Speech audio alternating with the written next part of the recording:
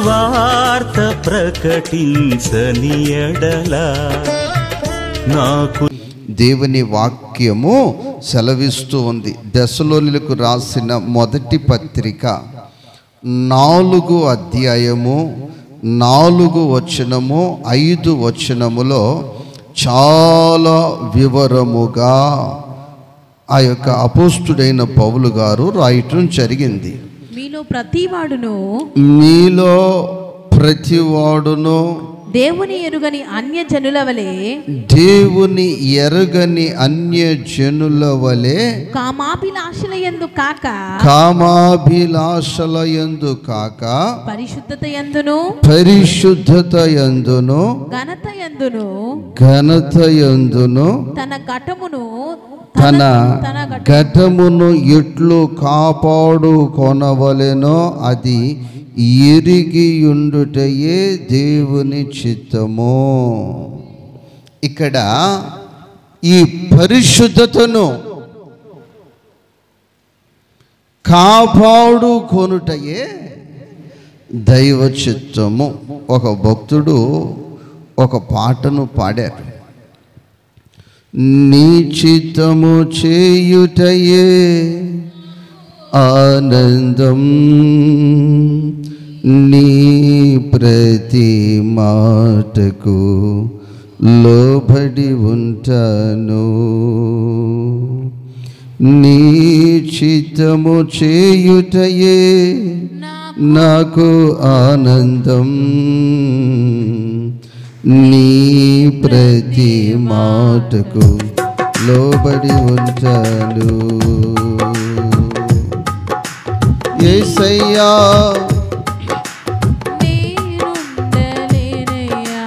నీవు లేక క్షణమైన బ్రతుకలేనయ్యా. యేసయ్యా యేసయ్యా నేనుండలేనయ్యా, నీవు లేక క్షణమైన నే బ్రతుకలేనయ్యా. అసలు ఈ పాటలో అర్థము ముఖ్యము భావం అంతా ఏమిటంటే నీ చిత్తము చేయుటయే నాకు ఆనందము. అలాగా మన వ్యక్తిగత జీవితములో ఒక నూతన సంవత్సరంలోనికి ప్రవేశించాం. ఈ నూతన సంవత్సరము కొరకు కష్టపడ్డాము, ఖర్చు పెట్టాం. ఎందుకంటే నూతన సంవత్సరం పండుగని కొత్త బట్టలు, పిండి వంటలు, ఇంటికి రంగులు, లైటింగులు అని ఇంకా చాలా చాలా చాలా చాలా. అయితే ఇప్పుడు ప్రభు చిత్తము మనము చేయగలుగుతున్నామా? నీ జీవితంలో ప్రభువు చిత్తము చేయుట అంటే పరిశుద్ధతను కాపాడుకొనుటయే. నువ్వు ఏ స్థలములో అడుగు పెట్టినా, ఏ పరిస్థితుల్లో నీవు నిలిచి ఉన్నా, ఎక్కడ నీవు పడుకొని నిద్రపోతున్నా, ఎక్కడ నిలిచి ఉన్నా, ఏ పనిలో, ఏ ఉద్యోగములో, ఏ సేద్యములో నీ జీవితం ఉన్నా, నా ప్రభు అంటున్న మాట పరిశుద్ధతను కాపాడుకో. మా తాత దగ్గర 10 ఎకరాలు ఉండేది, 5 ఎకరాలు పోగొట్టేశాడు. మా నాన్న దగ్గర 5 ఉండేది, ఒక 3 పోగొట్టేశాడు. నా దగ్గర ఉన్నదంతా పోయింది. అట్లా కాదు. ఇప్పుడు నీవు కలిగి ఉన్న ఈ పరిశుద్ధతను కాపాడుకుంటే నీ జీవితము ధన్యురాలుగా మార్చబడుతుంది. నీ జీవితము ధన్యునిగా మార్చబడుతుంది. దేవునికి స్తోత్రం, హల్లెలూయా.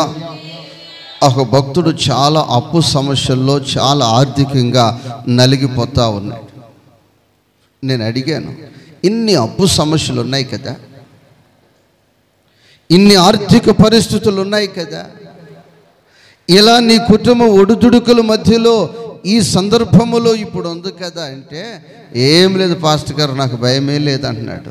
ఏంటంటే పరలోక రాజ్యంలో రోడ్లు వేసేటప్పుడు ఒక కంకర్రాయుడు నా పైన పడినా చాలా అప్పులన్నీ తీరిపోతాయి అంటున్నాడు. ఏంటి బాబు కంకర్రాయి అంటే, అక్కడంతా బంగారపు రోడ్లే కదా, అక్కడ నాకు దిగులే లేదు. ఎందుకని ఆ వ్యక్తి అంత నిర్భయముగా మాట్లాడగలుగుతాడంటే, ఆ వ్యక్తి ప్రభు అనుగ్రహించిన ఆ పరిశుద్ధతను, ఆయన పవిత్రమైన రక్తమును పానము చేస్తూ, ఆయన పవిత్రమైన ఆహారాన్ని, ఆ యొక్క శరీరాన్ని భుజిస్తున్న ఆ వ్యక్తిని ఆ పవిత్రతను ప్రతి క్షణములో కాపాడుకుంటున్నాడు, ప్రతిదినము కాపాడుకుంటున్నాడు, ప్రతి సందర్భములో కాపాడుకుంటున్నాడు. కనుక ఆ వ్యక్తి నిర్భయముగా మాట్లాడగలుగుతూ ఉన్నాడు. కాబట్టి ప్రియ దేవుని బిడ్డలారా, ఈ పూట మన జీవితంలో మన ప్రభువు నేర్పిస్తున్నది ఏమిటంటే, నీ బ్రతుకులో ఆ పరిశుద్ధతను ఎప్పుడైతే కాపాడుకున్నావో అదే దైవ చిత్తము, అదే దైవ చిత్తము, అదే దైవ చిత్తము. ప్రియ దేవుని బిడ్డలారా, యాకోబు పత్రిక 1వ అధ్యాయము 27 వాక్యము చివరి భాగములో రాయబడి ఉన్నది ఏమిటంటే, ఇకలోక మాలిన్యత, ఇకలోక మాలిన్యత, ఇహలోక మాలిన్యము. గట్టిగా చదవమ్మా. ఇహలోక మాలిన్యము, ఇకలోక మాలిన్యము తనకు అంటకుండా తన్ను తాను కాపాడుకొనుటయే, తన్ను తాను కాపాడుకొనుటయే మాలిన్యత. మాలిన్యత, మాలిన్యత, ఏ కోణములో చూసినా మాలిన్యత, ఎక్కడ చూసినా మాలిన్యతతో ఈ లోకము నిండి ఉంది. కాబట్టి దేవుని బిడ్డవైన నీవు నేను అంటకుండా అంటకుండా అంటకుండా అంటకుండా కాపాడుకోవాలి, జాగ్రత్త పడాలి, జాగ్రత్త పడాలి. ఇప్పుడు పండగ పూట కొత్త బట్టలు, తెల్ల బట్టలు ధరించుకున్నాం. చెప్పాలి, కొత్త బట్టలు, తెల్ల బట్టలు ధరించుకున్నాం. ఈ కొత్త బట్టలు, ఈ తెల్ల బట్టలు ఏ చైర్లో కూర్చునేటప్పుడైనా ఆలోచిస్తాం, ఆ చైర్లో మురికి ఉందేమో, ఆ చైర్లో జస్ట్ ఉందేమో, దుమ్ముందేమో, ధూళుందేమో. ఎక్కడైనా వెళ్ళి నిలబడాలంటే అక్కడికి ఏదైనా దుమ్ము వస్తుందేమో, జస్ట్ వస్తుందేమో. ఆ బట్టలు మలినము కాకుండా కాపాడుకుంటాము. అలాగా నీ జీవితములో ఏ స్థలములో అడుగు పెట్టినప్పుడైనా, ఏ వ్యక్తితో మాట్లాడినప్పుడైనా, ఏ పరిస్థితుల్లో ఉన్నప్పుడైనా నీ జీవితములో ఆ మాలిన్యత అంటకుండా, ఆ మాలిన్యత అంటకుండా, ఆ మాలిన్యత అంటకుండా నువ్వు జాగ్రత్త పడుదువుగాక. ఆ జాగ్రత్త నీ జీవితములో లేకపోతే నీ పరిశుద్ధత కలుషితమైపోతుంది. నీ పరిశుద్ధత కలుషితమైపోతుంది. ఆ కలుషితమైనది ఇన్ఫెక్షన్ అయిపోతుంది.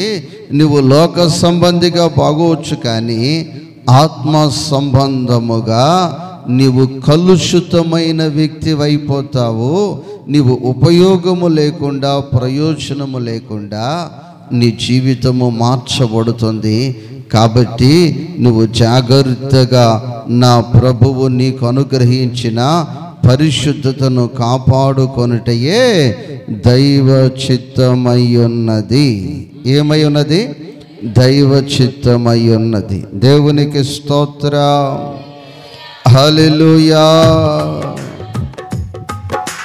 విశ్వాసమునకు కర్త, దాని కొనసాగించే యేసు. విశ్వాసమునకు కర్త దాని కొనసాగించే యేసు నా ముందు వెళ్ళుచున్నాడుగా, పర్వతాలు తొలగిపోవునుగా. నా ముందు వెళ్ళుచున్నాడుగా, పర్వతాలు తొలగిపోవునుగా. విశ్వాసమునకు కర్త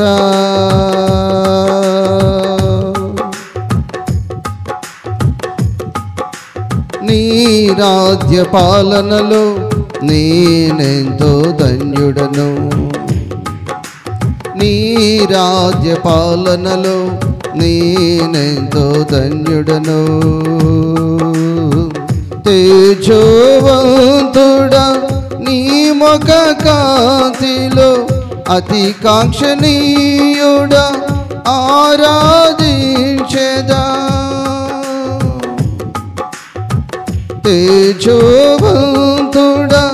నీ ముఖ కాంతిలో అతి కాంక్షణీయుడా ఆరాధించెదా. యేసయ్యా యేసయ్యా కృతజ్ఞుడనయ్యుందును, కృతజ్ఞుడనయ్యుందును. విశ్వాసమునకు కర్త దాని కొనసాగించే యేసు విశ్వాసమునకు కర్త దాని కొనసాగించే యేసు నా ముందు వెళ్ళుచున్నాడుగా, పర్వతాలు తొలగిపోవునుగా. నా ముందు వెళ్ళుచున్నాడుగా, పర్వతాలు తొలగిపోవునుగా. విశ్వాసమునకు కర్త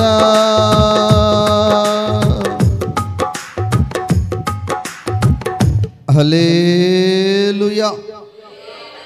ఆయన మనకు కర్త అయి ఉన్నాడు విశ్వాసానికి. అయితే ఆయన రాజ్య పాలనలో మనమెంతో ధన్యులమై ఉన్నాం. అయితే ఆయన రాజ్యములో నీవు ప్రవేశించాలంటే, ఆయన రాజ్యములో నువ్వు అడుగు పెట్టాలంటే ఈ పూట నీ బ్రతుకులో పరిశుద్ధతను కాపాడుకోవాలి. ఏం కాపాడుకోవాలమ్మా? పరిశుద్ధతను కాపాడుకోవాలి. ధనాన్ని నువ్వు కలిగి ఉంటే పరలోక రాజ్యములు అడుగు పెట్టలేవు. నా ప్రభు అనుగ్రహించిన పరిశుద్ధతను నువ్వు కలిగి ఉండి అది కాపాడుకుంటే నీవు ధన్యుడవు, నీవు ధన్యురాలవు. దేవునికి స్తోత్రం, హల్లెలూయా. ఆ పరిశుద్ధత కానీ నీ జీవితంలో నీవు కలిగి ఉంటే ఎంతో ధన్యులమై ఉన్నాము, ఎంతో ధన్యులమై ఉన్నాము. నీ రాజ్య పాలనలో నేనెంతో ధన్యుడను. నీ రాజ్య పాలనలో నేనెంతో ధన్యుడను. తేజోవంతుడా నీ ముఖ కాంతిలో అతి కాంక్షణీయుడా ఆరాధించెదా. తేజోవంతుడా నీ ముఖ కాంతిలో అతి కాంక్షణీయుడా ఆరాధించెదా. యేసయ్యా యేసయ్యా కృతజ్ఞుడనయ్యుందును, కృతజ్ఞుడనయ్యుందును. విశ్వాసమునకు కర్త దాని కొనసాగించే యేసు విశ్వాసమునకు కర్త దాని కొనసాగించే యేసు నా ముందు వెళ్ళుచున్నాడుగా, పర్వతాలు తొలగిపోవునుగా. నా ముందు వెళ్ళుచున్నాడుగా, పర్వతాలు తొలగిపోవునుగా. విశ్వాసమునకు కర్త. హల్లెలూయా. ఎవరు ఆయన రాజ్య పాలనలో ఆ బంగారు పట్టణములో అడుగు పెట్టగలరు అంటే క్రైస్తవులము అని చెప్పుకున్న అందరూ కాదు, బైబిల్ పట్టుకున్న వారందరూ కాదు, మేము భక్తులము, మేము గొప్పవారమని 10 మందికి చెప్పుకొని 10 మందిలో భక్తులుగా కనిపించేవారు కానీ కాదు. ఎవరైతే ఆయన అనుగ్రహించిన పరిశుద్ధతను జాగ్రత్తగా కాపాడుకుంటారో అది తండ్రికి ఇష్టమై ఉన్నది, అది మాత్రమే దేవుని చిత్తమై ఉన్నది. అయ్యా మేము భక్తులమయ్యా, మేము పరలోక రాజ్యానికి వస్తాం, నీ రాజ్య పాలనలోకి వచ్చేస్తామంటే మీరెవరో నాకు తెలీదు. అయ్యా భాషలో మేము మాట్లాడాము, దయ్యాలకి ప్రార్థన చేసి వెళ్ళగొట్టాము, అంత చేసాము, ఇంత చేసాము, అది గొప్ప, ఇది గొప్ప, మాది గొప్ప దిబ్బ అంటే మీరు తండ్రి చిత్తము చేయలేదు. ఏం చేయలేదు? తండ్రి చిత్తము చేయలేదు. తండ్రి చిత్తము చేసిన వారే ఈ రాజ్య పాలనలో ప్రవేశించగలరు. దేవునికి స్తోత్రం. ఆయన రాజ్య పాలనలో నీవు ధన్యునిగా మార్చబడాలంటే దేవునికి స్తోత్రం, నీవు దైవ చిత్తము, తండ్రి చిత్తము ఏమిటంటే నీవు కలిగి ఉన్న పరిశుద్ధతను నువ్వు కాపాడుకోవటమే. దేవునికి స్తోత్రం. ఇప్పుడు బయటికి అడుగు పెడితే మనం తీసుకెళ్ళేది ఫోను. ఏంటమ్మది? ఫోను. ఆ ఫోన్ని జేబులో ఉందా, పై జేబులో ఉందా, కింద జేబులో ఉందా, ఎక్కడుందని అత్తమానం తడుములాడుకుంటా జాగ్రత్తగా ఏ విధంగా కాపాడుకుంటామో అది పోయినా మరొక నెంబరుతో, మరొక సిమ్ముతో, మరొక ఫోనుతో రాగలం. కానీ పరిశుద్ధత కలుషితమైతే, పరిశుద్ధత పోతే ఇక పరలోక రాజ్యములో నీకు చీమ తలకాయంత చోటు నీకు దక్కదు, దొరకదు. ఇక ఈ లోకములో భక్తుడిని, భక్తురాలని, నేనంత భక్తుడిని, నేనంత భక్తురాలని ఎన్ని ఆశాలు వేసిన అన్లిమిటెడ్ వేసుకొని ఇష్టం పరలోక రాజ్యములో కాడా నీవు ప్రవేశించలేవు. అందుకే దేవుడు సంఘమును ప్రేమించి ఈ పూట చెప్తున్నాడు, పరిశుద్ధతను కాపాడుకో, జరభద్రం. పరిశుద్ధత చాలా భద్రపరుచుకో. దేవునికి స్తోత్రం. హల్లెలూయా. రెండవదిగా సామెతలు 4 అధ్యాయము 23 వాక్యాన్ని చదవగలిగిన వారు త్వరగా చదవండి. నీ హృదయములో నుండి జీవధారలు బయలుదేరెను. దేవునికి స్తోత్రం. చాలామంది వచ్చి భక్తిగా తప్పనిసరిగా యేసయ్య శరీరాన్ని తినాలి, యేసయ్య రక్తాన్ని త్రాగాలని మరి ఈ 4 వారాలు కనిపించిన వారు కూడా ఆ రోజు భక్తితో శ్రద్ధతో దేవుని మందిరములో నాకు కనిపిస్తూ ఉంటారు. చాలా సంతోషం.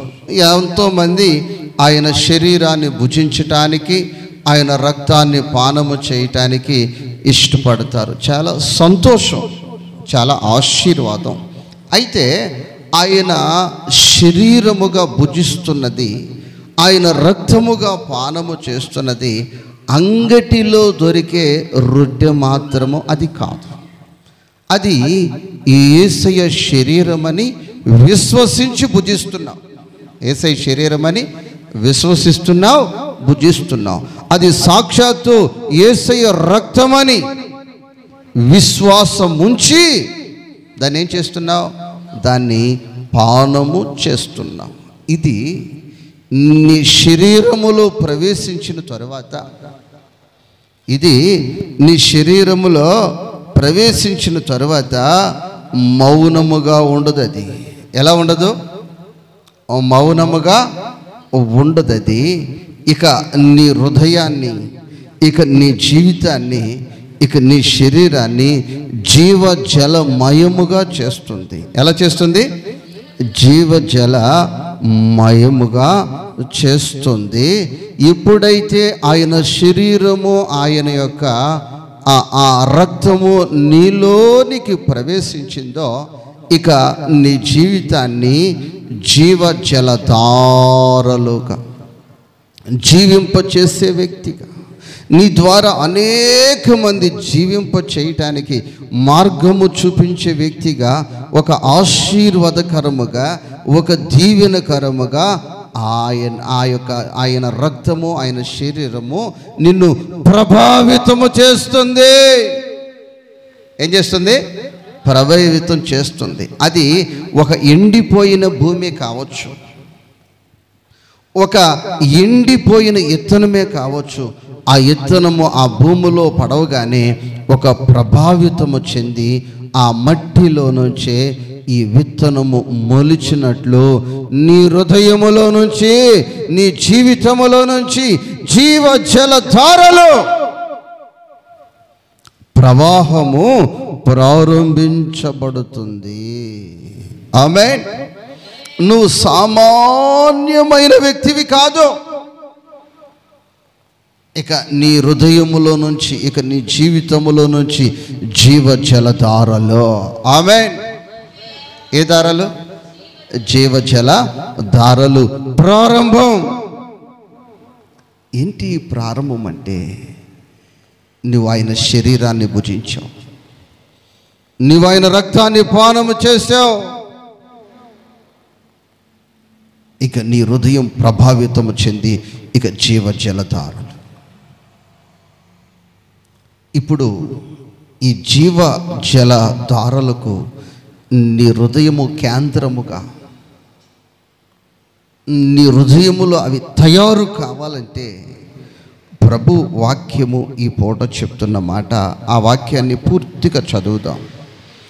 కాబట్టి అది స్టార్ట్ చేయండి. అందరూ ఆ మాట నోట్ చేసుకోండి, గట్టిగా చదవండి. కాబట్టి అన్నిటికంటే ముఖ్యముగా, డబ్బు కంటే ముఖ్యముగా, సెల్ ఫోన్ కంటే ముఖ్యముగా, బంగారు వస్తువు కంటే, అక్కడ హాల్ అని ఉంది అంటే అన్నిటికంటే ముఖ్యం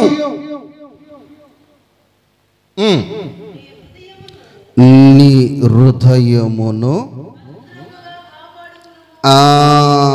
ఆ మాట నాకు ఇక్కడ సెట్ అయింది. జరభద్రం అన్నారు కదా వాళ్ళు, జరభద్రం అని చెప్పారు కదా, అది బైబిల్ భాషలో నాకు తర్వాత అర్థమైంది.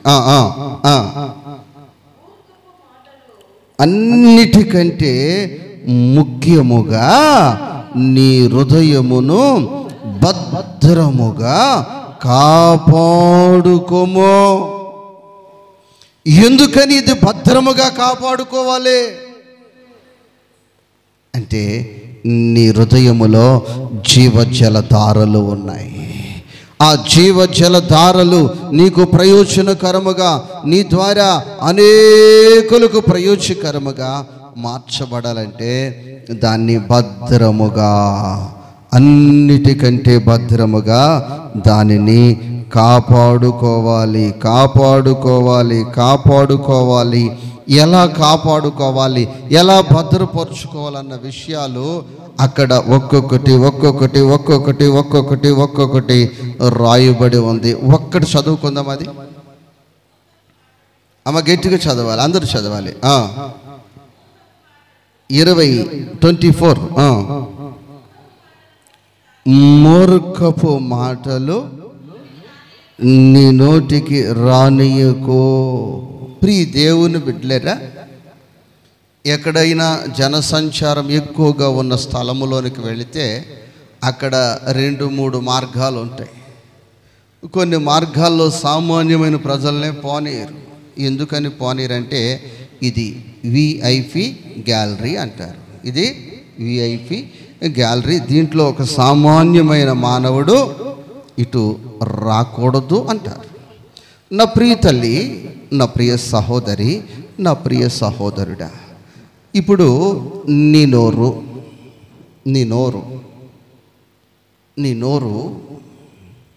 టిలో నుంచి రావలసింది జీవజలధారలు. జీవజల, నీ నోట్లో నుంచి రావలసింది ఏంటి? జీవ జలధారలు. ఎందుకని నీ నోటిలో నుంచి జీవ జలధారలు రావాలి అంటే, ఇప్పుడు నీ నోట్లోకి వెళుతుంది ఏంటి? యేసయ్య, చెప్పాలి, యేసయ్య పరిశుద్ధమైన శరీరం. చెప్పండి, నీ నోట్లోకి వెళుతుంది, నీ నోట్లోకి ఆతోదుపరి వెళుతుంది. అది నిష్కలంకమైన రక్తము, అమూల్యమైన రక్తము, నిష్కలంకమైన రక్తము, అమూల్యమైన రక్తము, నిష్కలంకమైన రక్తము, యేసు రక్తము, రక్తము, రక్తము, యేసు రక్తము, రక్తము, రక్తము. హల్లెలూయా. ప్రియ దేవుని బిడ్డలారా,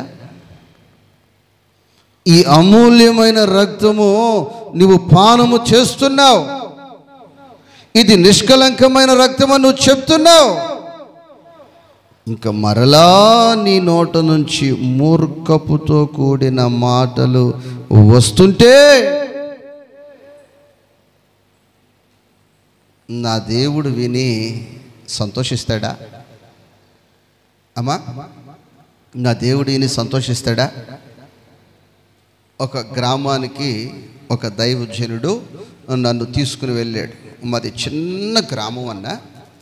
ఆ గ్రామంలో ఒక చిన్న మందిరం కట్టాను. అక్కడ ఒక 2 రోజులు సువార్త చేపొద్దాం రమ్మని చెప్తే, ఇక్కడ నుంచే మైకు, ఇక్కడ నుంచే లైట్లు అవన్నీ తీసుకుని అక్కడికి వెళ్ళాం.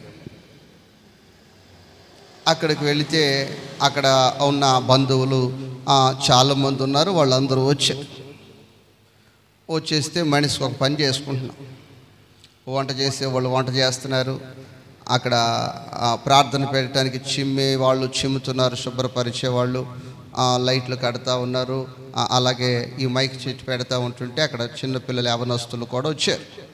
వస్తే వాళ్ళకి నేను చెప్తున్నాను, ఈ బాక్స్ ఇలా పెట్టండి, లైట్ ఇలా కట్టండి అని కూర్చుని చెప్తా ఉంటే ఈ లోపల ఇక మాట ఫ్లో అయిపోయి ఒకడు బూతు మాట మాట్లాడాడు. వచ్చిన పిల్లలు మాట్లాడితే వాడి దగ్గరికి పిలిచి, బాబు మనము దేవుని బిడ్డలం. ఎవరు మనం?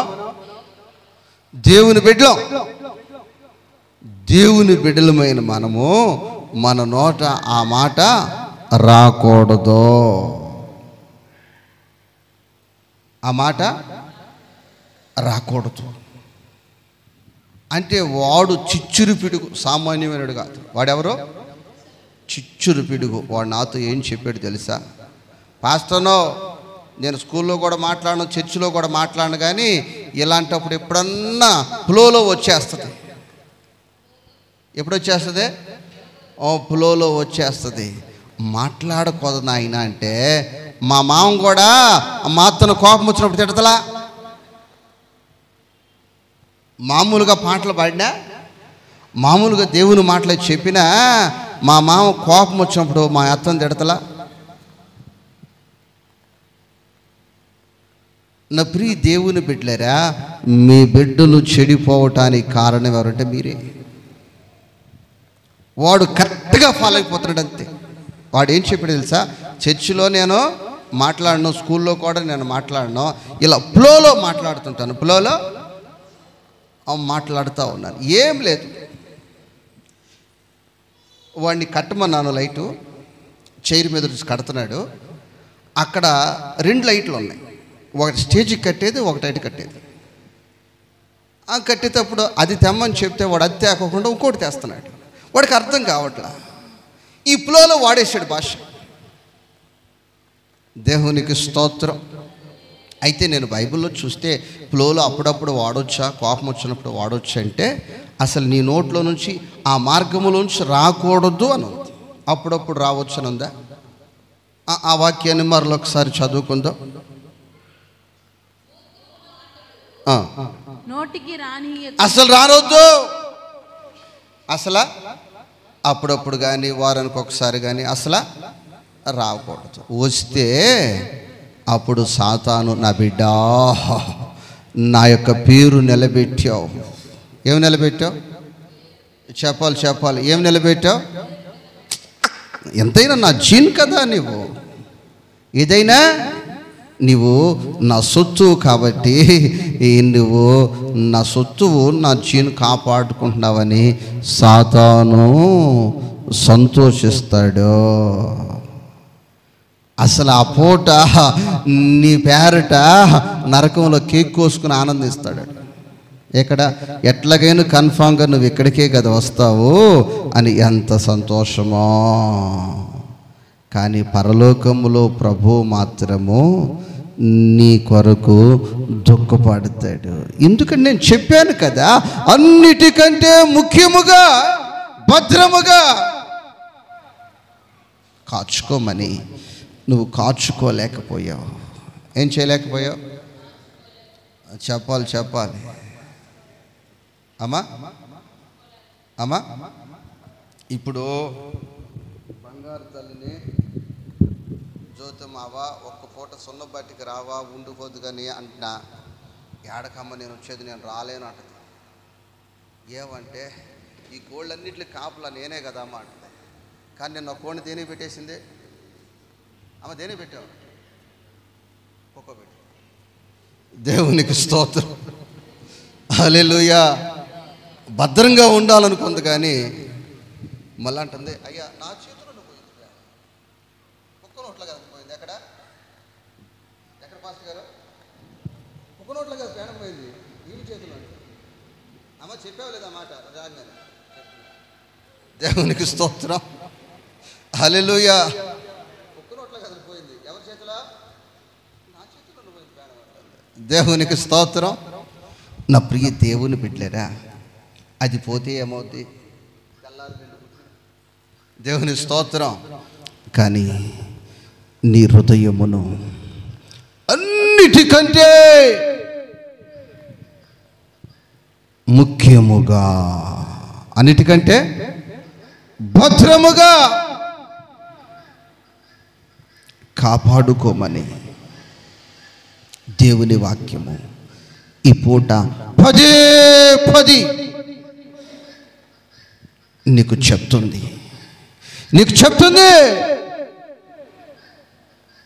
అది కాపాడుకోలేకపోతే నువ్వు వ్యర్థుడవు, వ్యర్థురాలవు.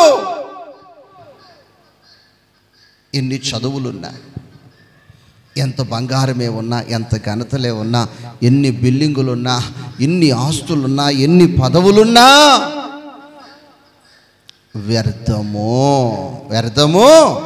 వ్యర్థము. తదుపరి మాట ఎక్కడి నుంచి? పెదవుల నుండి కుటిలమైన మాటలు రానియకుము. ఇక రానియొద్దు. సరిగా సూటిగా సారాళము. ఇంకా చాలా విషయాలు ఇంటికి వెళ్ళిన తర్వాత ఆ విషయాలన్నీ మీరు చదువుకోవచ్చు. ఏది ఏమైనా ప్రియ దేవుని బిడ్డలారా, అన్నిటికంటే ముఖ్యముగా మనము కాపాడుకొందుముగాక. అదే నీ జీవితాన్ని కాపాడుకోలేకపోతే, అదే నీ హృదయమును కాపాడుకోకపోతే, అదే నీ జీవితంలో కాపాడుకోకపోతే నీ బ్రతుకు వ్యర్థము, నీ జీవితము వ్యర్థము, నీ భక్తి వ్యర్థము. ఇక నీ అడ్రస్సు ఎక్కడికి నీ ప్రయాణం అంటే నరకానికే అన్న విషయము నువ్వు సూటిగా గుర్తించాలి. దేవునికి స్తోత్రం, హల్లెలూయా. ద్వితీయోపదేశ కాండము 4వ అధ్యాయము ఈ 20 వాక్యాన్ని పూర్తిగా స్పష్టంగా చదవండి. ఒకసారి ఆ వచనాన్ని పూర్తిగా చదవాలి.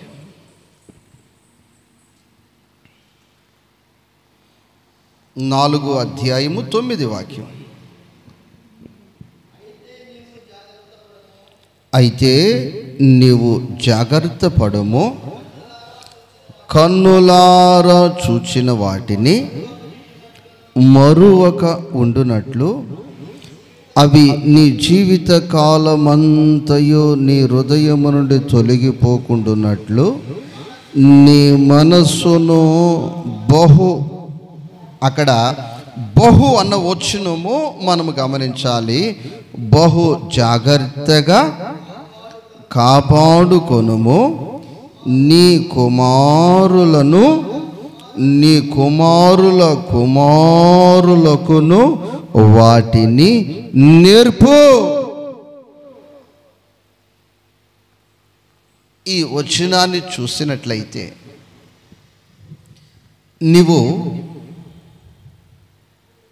ఐగుప్తిని విడిచిపెట్టావు, లోకాన్ని విడిచిపెట్టావు, పాపాన్ని విడిచిపెట్టావు. బయలుదేరి వస్తుండగా నీకు ఎదురుగా ఉన్న సముద్రాన్ని ప్రభు తెరిచాడు, ప్రభు చీల్చాడు. నీ కన్నులతో చూశావు. 40 సంవత్సరాలు వస్త్రాలు పాతకెళ్ళకుండా, చెప్పులు అరిగిపోకుండా ప్రభు నిన్ను నడిపించాడు. నువ్వు చూశావు, ఆయన మహిమను చూశావు, ఆయన ప్రభావాన్ని నువ్వు అనుభవించావు. ఇక నీ జీవితంలో కానీ, ఇక నీ సంతానపు జీవితంలో కానీ ఇది మరిచిపోకుండా బహు జాగ్రత్తగా నీ బిడ్డలకు నేర్పాలి. దేవునికి స్తోత్రం. నీ కుటుంబానికి నువ్వు నేర్పాలి. ఇక నీ మనస్సు మరి ఒకవైపు తొలగిపోకుండా ఒక ఇంటికి ప్రార్థన చేయటానికి వెళ్ళి నేను చాలా కన్నీళ్లతో తిరిగి వచ్చాను. కారణం ఏంటంటే కుటుంబ యజమాని డాక్టర్ చెప్పాడు వారం రోజుల్లో చనిపోతాడని. అయితే వాళ్ళు ఇక్కడికి వచ్చారు, ప్రార్థన చేయించుకున్నారు, ప్రార్థన చేసాం, ఇంటికి వెళ్ళాం, ఉపవాసం ఉన్నాం, ప్రార్థన చేశాం. ప్రభు మా ప్రార్థన కనికరించి అతనికి ఆయుష్ను పొడిగించాడు. ఆ వ్యక్తి ఇంకా చచ్చిపోలే, బ్రతికే ఉన్నాడు. 3 పెళ్ళిళ్ళు చేశాడు, 5 మనవళ్ళు పుట్టారు. నా ప్రియ దేవుని బిడ్డ, యేసు ప్రభు గొప్ప దేవుడని చెప్పాడు, యేసు ప్రభు నన్ను బ్రతికించాడని చెప్పాడు. కానీ తదుపరి ఆ గృహానికి నేను వెళ్ళినప్పుడు వారి మనస్సు వేరొక వైపు తొలగిపోయింది. ప్రభు విడిచిపెట్టలేదు.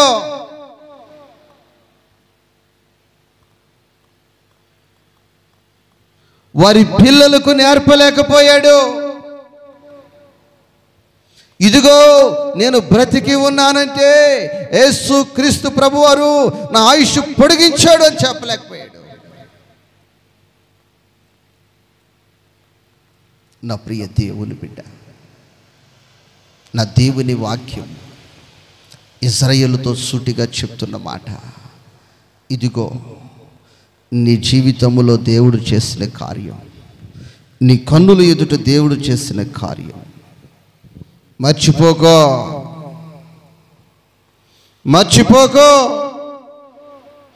బహు జాగ్రత్తగా నీ పిల్లలకి నేర్పు.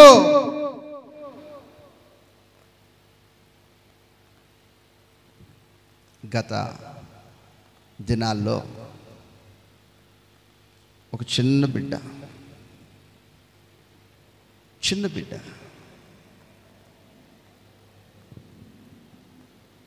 భక్తులే, ఎవరమ్మా? భక్తులే. పాస్టర్ అడిగింది, యువర్ నేమ్, నీ పేరేంటి?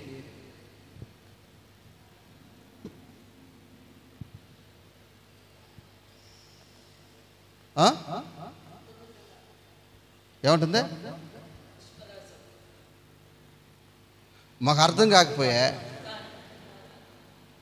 మాకు అర్థం కావట్లా, నీకు తెలీదా అంటుంది. నాకేం తెలుసమ్మా అంటుంది. నాకు అప్పుడు చెప్పింది, నేర్చుకో, పాస్టమ్మ నేర్చుకో. ఆ మాత్రం తెలియదు, అంత ఎత్తున్నా అంత లాభం. నా ప్రియ దేవుని బిడ్డరా, తల్లిదండ్రులు బ్రతికే ఉన్నారు. బ్రతికి లేకపోతే వీధులు పాలైపోయారు అనొచ్చు. ఏమి నేర్పారు? ఆ వాక్యాన్ని చదవాలి మీరు. నీ హృదయము నుండి తొలగిపోకుండా నీ మనస్సును బహు జాగ్రత్తగా కాపాడుకొనుము. నీ కుమారులకును నీ కుమారులకును నీ కుమారుల కుమారులకును నీ కుమారుల కుమారులకును కుమారులకును వాటిని నేర్పు. ఏమి నేర్పావు? ఏమి నేర్పావు? లేదు నా ప్రియ దేవుని బిడ్డ, ఏమి నేర్పుతున్నావు? ఏమి నేర్పుతున్నావు? నువ్వేమి నేర్పవసరంలా. నిన్ను చూసి వాళ్ళు ఫాలో అయిపోతున్నారు. నిన్ను చూసి అమ్మా నిన్ను చూసి ఫాలో అయిపోతావు. దేవునికి స్తోత్ర. కాబట్టి నీ మనస్సును చాలా జాగ్రత్తగా కాపాడుకోకపోతే, నీ హృదయాన్ని చాలా జాగ్రత్తగా కాపాడుకోకపోతే, ఓహో చర్చికి వెళ్ళినా, బాప్టిజం తీసుకున్నా, వాక్యం వింటున్నా, మనం కూడా ఇలా చేయొచ్చు కదా, మనం కూడా ఇలా చేయొచ్చు కదని నీ బిడ్డలు పరిశుద్ధతలో ఎదగలేరు, పవిత్రతలో ఎదగలేరు, ఆయన మందిరములో నిలవలేరు, ఆయన రాజ్యములో ప్రవేశించలేదు. నీ బ్రతుకు వ్యర్థమైపోద్ది. నీ బిడ్డల జీవితాలు కూడా పూర్తిగా వ్యర్థమైపోతాయి అన్న విషయాలు ఈ వాక్యము ద్వారా ప్రభు ఈ పూట మనకు నేర్పిస్తూ ఉన్నాడు. సామెతలు 7 అధ్యాయము 2 వాక్యాన్ని చదువుకుందాం. సామెతలు 7 అధ్యాయము 2 వాక్యాన్ని చదువుకుందాం.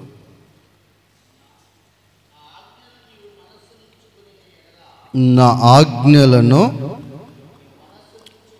నీవు మనస్సులో ఉంచుకొనిన ఎడల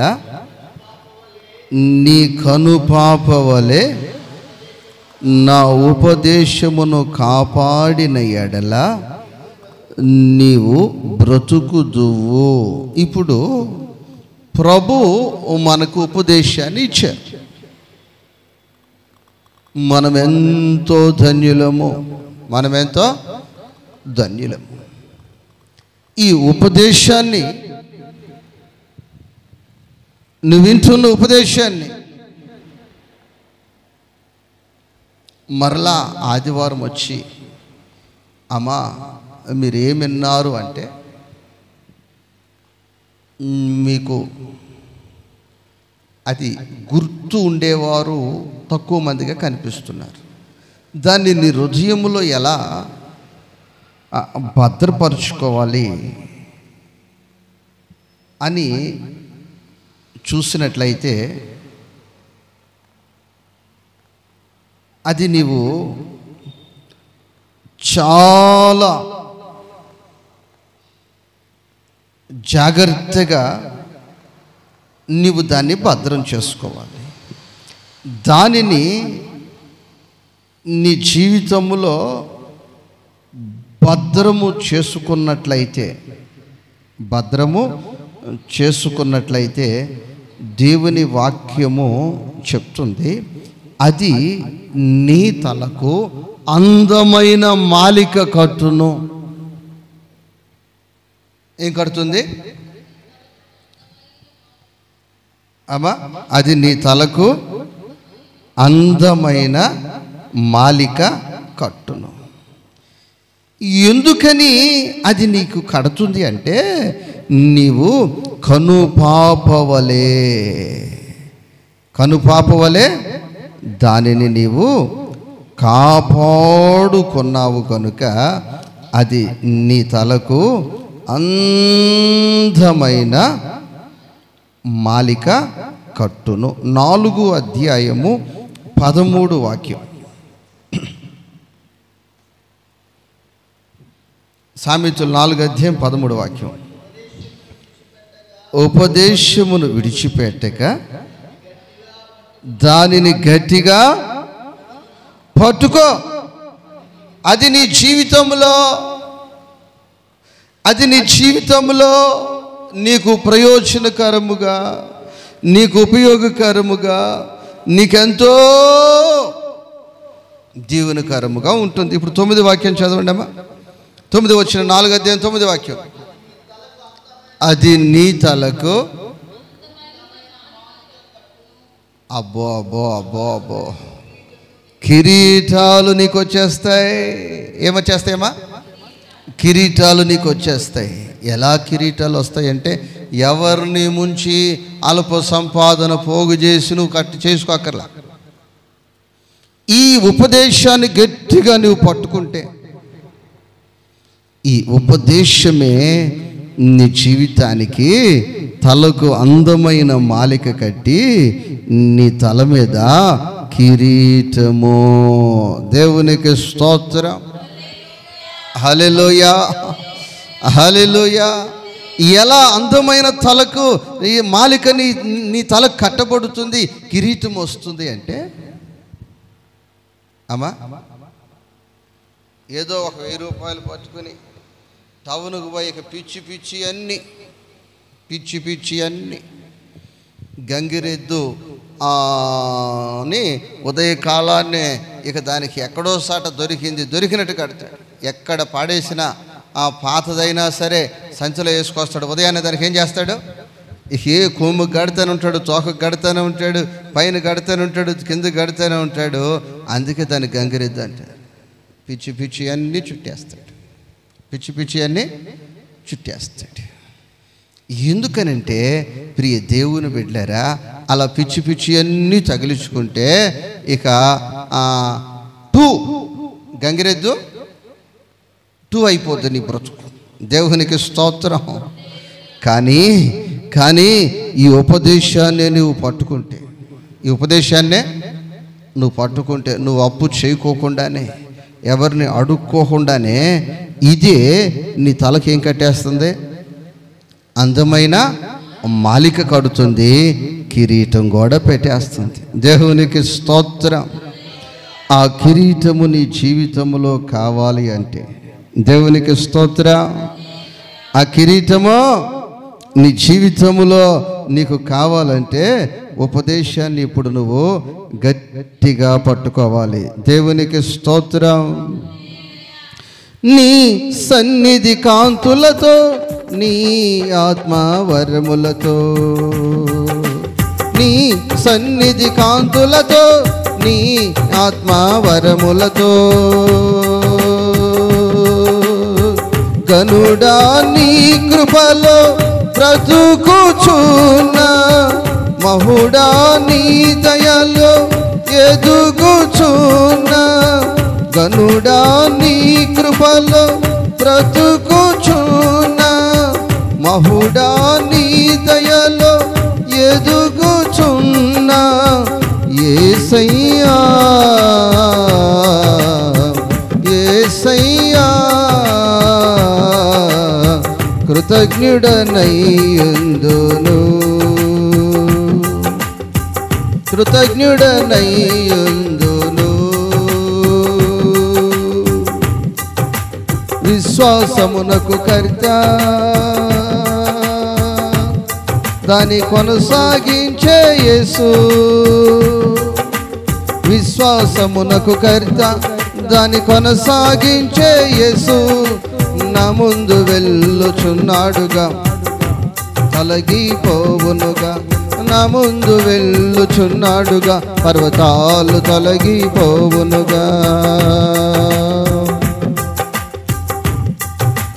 నీ సన్నిధి కాంతులతో, నీ ఆత్మవరములతో, నీ సన్నిధి కాంతులతో, నీ ఆత్మవరములతో, గనుడా నీ కృపలో బ్రతుకుచున్నా, మహుడా నీ దయలో ఎదుగుచున్నా, గనుడా నీ కృపలో బ్రతుకుచున్నా, మహుడా నీ దయలో ఎదుగుచున్న యేసయ్యా యేసయ్యా కృతజ్ఞుడనయ్యుందును కృతజ్ఞుడనయ్యుందును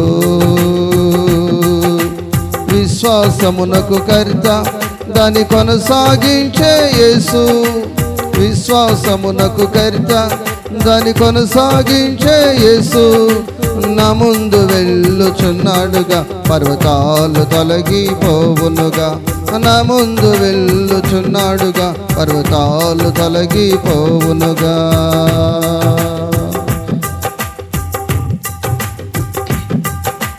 దిక్కు తెలియని సమయములో సొమ్మసిల్లిన తరుణములో అందరూ దిక్కు తెలియని సమయములో సొమ్మసిల్లిన తరుణములో జీవాహారమై జీవింపజేసిన జీవజలమై సేద తీర్చిన జీవాహారమై జీవింపజేసిన జీవజలమై సేద తీర్చిన యేసయ్యా యేసయ్యా కృతజ్ఞుడనయ్యుందును కృతజ్ఞుడనయ్యుందును విశ్వాసమునకు కర్త దాని కొనసాగించే యేసు విశ్వాసమునకు కర్త దాని కొనసాగించే యేసు నా ముందు వెళ్ళుచున్నాడుగా పర్వతాలు తొలగిపోవునుగా నా ముందు వెళ్ళుచున్నాడుగా పర్వతాలు తొలగిపోవునుగా హల్లెలూయా ఉపదేశమును నీ జీవితంలో గట్టిగా నీవు పట్టుకుంటే ఉపదేశమును నీ జీవితంలో గట్టిగా నీవు పట్టుకుంటే ఆ ఉపదేశము నీ తలకు అందమైన మాలిక కడుతుంది ఆ ఉపదేశమే నీకు కిరీటాన్ని సమకూర్చి పెడుతుంది నీ జీవితము ధన్యునిగా మార్చబడుతుంది కాబట్టి ఈ పూట నా ప్రభు నీతో చెప్పిన విషయం ఏంటంటే బహు జాగ్రత్తగా చెప్పాలి అందరూ కలిసి బహు అన్నిటికంటే ప్రాముఖ్యముగా ప్రభు అనుగ్రహించిన పరిశుద్ధతను కాపాడుకోమని అలాగే హృదయమును కాపాడుకోమని మనస్సును కాపాడుకోమని ఉపదేశమును కాపాడుకోమని దేవుని వాక్యము సెలవిస్తుంది. చివరిగా 2 తిమోతి పత్రిక 4 అధ్యాయము 7 వాక్యం. త్వరగా 2 తిమోతి పత్రిక 4 అధ్యాయము 7 వాక్యం. మంచి పోరాటము పోరాడి తిని నా పరుగు కడముట్టించి తిని విశ్వాసము కాపాడుకొంటిని. లాస్ట్ టైం చివరిలో చెప్తున్న మాట, నేను విశ్వాసమును కాపాడుకున్నాను. ఏం కాపాడుకున్నాను? అంత కరువులోనండి ఈ పొలాన్ని అమ్మకుండా కాపాడుకున్నాను. అంత కరువు వచ్చినా ఈ వస్త్రాలు, ఈ యొక్క వస్తువులు కాపాడుకున్నాను. అంత కరువు వచ్చినా ఈ స్థలాలు నేను కాపాడుకున్నాను అని సహజంగా కొందరు పెద్దలు చెప్తుంటారు.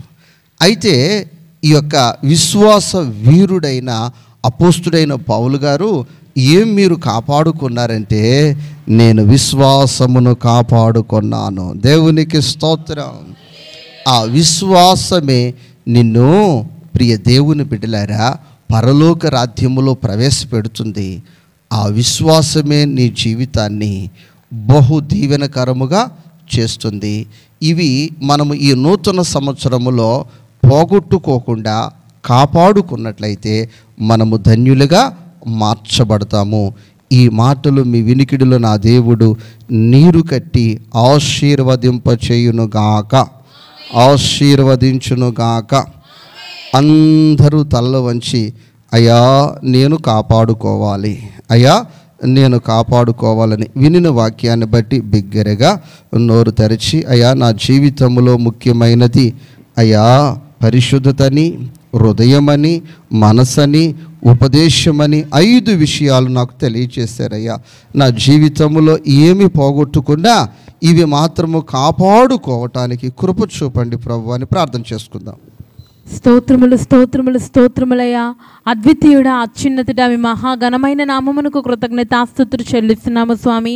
అయ్యా మీ దాసుని అభిషేకించి ప్రభా మీ చిత్తాన్ని గుర్చినటువంటి శ్రేష్టమైన వాక్కులు ప్రభా మీరు తెలియచేసినందుకు స్తోత్రాలు చెల్లిస్తున్నాం ప్రభా. అయ్యా దైవ చిత్తమును నెరవేర్చిన వారిగా తండ్రి యేసయ్యా మా పరిశుద్ధతను మేము కాచుకునే కృప మీరు ఇవ్వమని కోరుచున్నామయ్యా. మా హృదయాన్ని కాచుకునే వారిగా మీరు మమ్మల్ని నిలబెట్టండి ప్రభా. అయ్యా మా మనస్సును తండ్రి బహు జాగ్రత్తగా కాచుకునే కృప ఇవ్వండి ప్రభువా. ఉపదేశమును తండ్రి గట్టిగా పట్టుకొని తండ్రి మా తలకు తండ్రి అందమైన మాలిక ధరించుకునే వారమై అట్టి ఉపదేశమును తండ్రి యేసయ్యా కడవరకు తండ్రి కాపాడుకునే కృప మీరు ఇవ్వమని కోరుచున్నాం అయ్యా. మా యొక్క విశ్వాస పోరాటంలో తండ్రి ఈ ఆత్మీయ జీవితంలో ప్రభా మీ రాజ్యము చేరే వరకు తండ్రి మీరు ఆఖరిలో తండ్రి నూతన వధువుగా మిమ్మల్ని ఎదుర్కొనేంత వరకు తండ్రి యేసయ్యా స్థిరమైన విశ్వాసము కలిగి విశ్వాసమును కాపాడుకునే కృప అట్టి ధన్యత మీరు మాకు ఇవ్వమని కోరుచు తండ్రి యేసయ్యా. పరిశుద్ధులుగా తండ్రి కడవరకు తండ్రి కొనసాగడానికి మీరు సహాయాన్ని దయచేయమని తండ్రి సమస్తము మీ హస్తములకు అప్పగించుకొనుచు మీ చిత్తానుసారమైన భక్తి మీ చిత్తానుసారమైన ఆత్మీయత మాకు నేర్పించమని కోరుచు యేసు నామమున అడుగుచున్నాము తండ్రి, ఆమేన్. ప్రార్థన ఆలకించిన దేవునికి స్తోత్రాలు చెల్లిద్దాం. స్తోత్రం స్తోత్రం స్తోత్రం స్తోత్రం స్తోత్రం.